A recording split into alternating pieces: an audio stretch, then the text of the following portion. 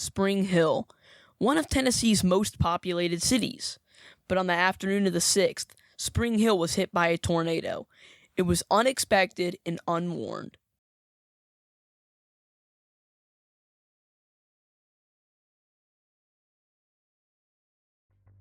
At 11:30 a.m. Central Time, the Storm Prediction Center issued a slight risk for all of Middle Tennessee and Western Tennessee, with the main risk being a 5% chance for tornadoes and a 15% chance of damaging winds. As the damaging line of thunderstorms was dying while moving through the Ozarks, the storms left an outflow boundary that enhanced storm development near the low and aided in storm development farther south.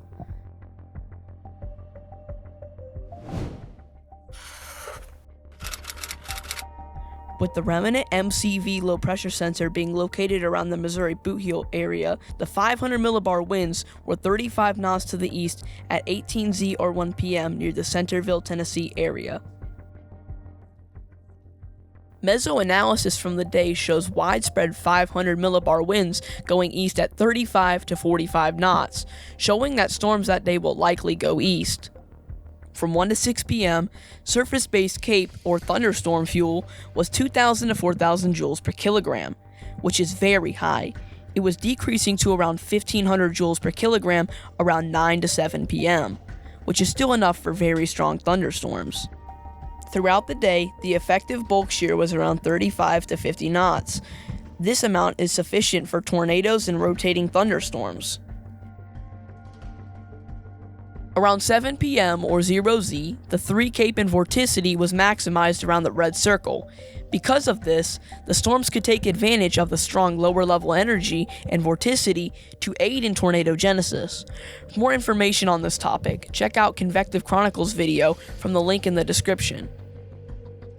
The fixed layer STP, or significant tornado parameter, takes all of the products and makes a parameter. An STP of 0.5 to 1 can support low-end tornadoes, with anything higher supporting strong to violent tornadoes. Weather station data from the 6th around the time of the tornado shows mid to low 70s dew points. Rich moisture like this can help with storm growth and formation. This data was recorded in northeast Murray County near the town of Pottsville, as shown by the star on the map. At 1:10 p.m., the Storm Prediction Center issued a tornado watch for northwestern Tennessee, eastern Kentucky, extreme southeastern Missouri, and southern Illinois, with the main risk being tornadoes and wind. At 5:55, a mesoscale discussion was issued for most of Middle Tennessee, with a risk of up to 70-mile-per-hour winds and below half-dollar-sized hail, but there was zero tornado threat mentioned in the entire mesoscale discussion, which is leaving me curious on why the Storm Prediction Center would do this, seeing as the parameters shown previously supported weak tornadoes, especially at that time. With the storm being relatively discrete and with a hook-like appendage for most of its lifetime, it is likely that it could be severe and have signs of rotating, and the velocity confirms this fact as it was rotating during its life cycle being discrete.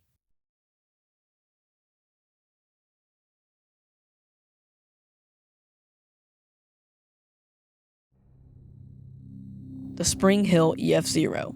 This tornado would last for 5 minutes with a 2.65 mile long path with a max strength of 80 miles per hour. At 8:52 Central Time, the tornado started near Station Hill Drive. The tornado then impacted a cul-de-sac, blowing off shingles and knocking tree limbs down. After that, the tornado then struck these neighborhoods, blowing and snapping large branches after knocking down fence pieces.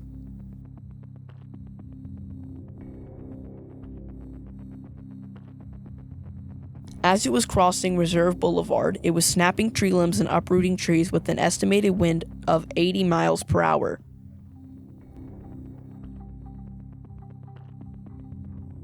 When it crossed State Route 396, it uprooted a tree with an estimated wind gust of 76 miles per hour.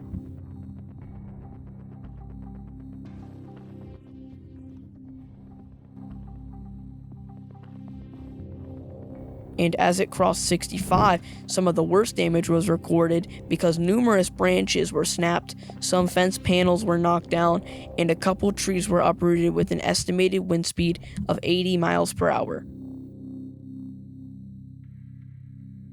After doing all of this, the tornado died out near the intersection of Crafton Road and Jim Warren Road.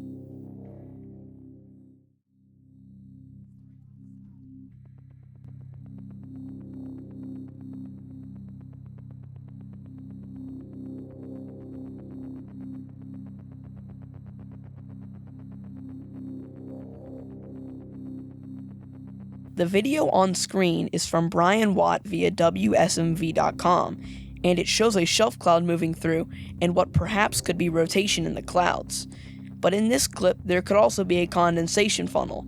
Due to the unknown location and timing of this recording, we cannot tell which one is the tornado.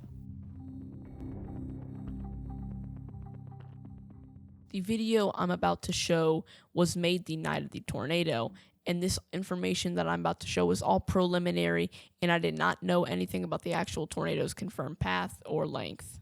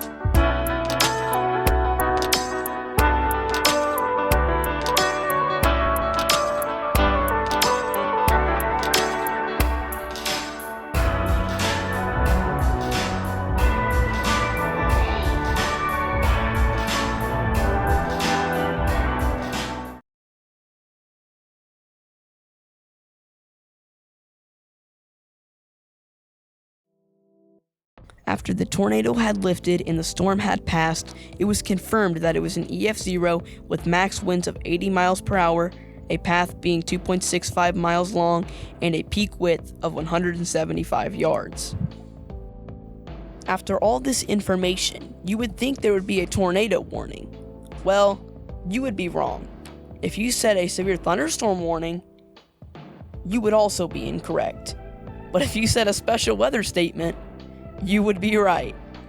The special weather statement had up to 55-mile-per-hour winds and nickel-sized hail, but no remarks about a tornado or any rotating clouds.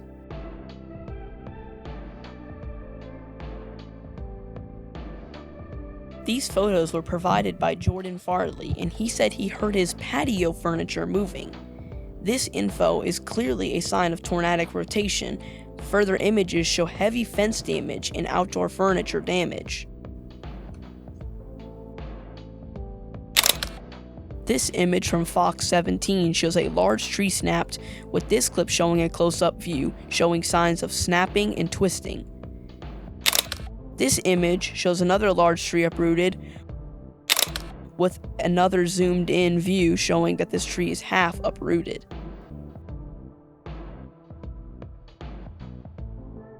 I've seen some online discussions regarding if the tornado was a downburst or a tornado, and I want to cover the differences briefly.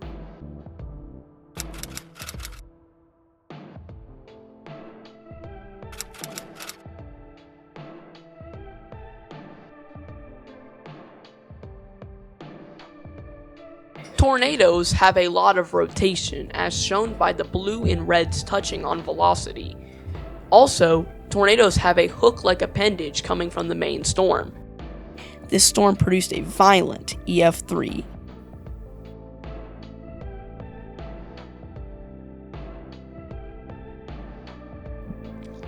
If you look near the center area in the radar loop, the winds on velocity spread out because of the downburst.